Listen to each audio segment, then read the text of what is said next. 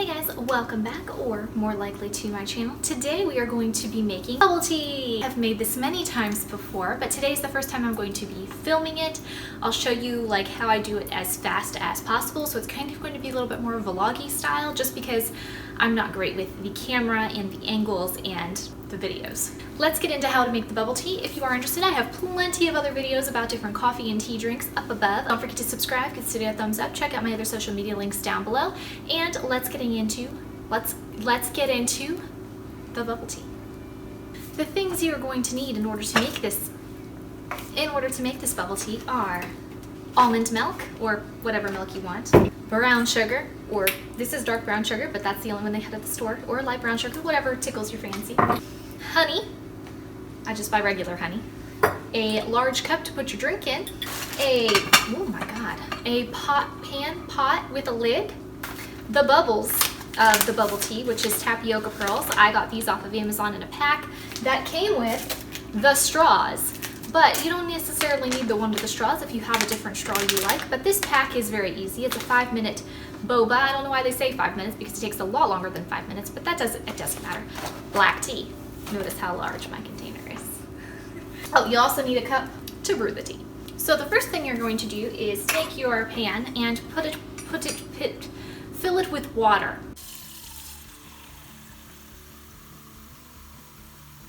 And you're going to boil the water.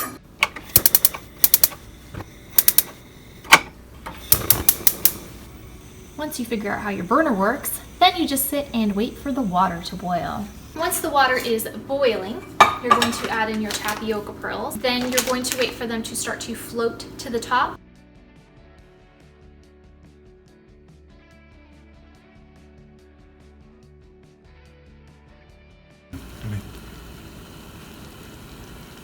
No.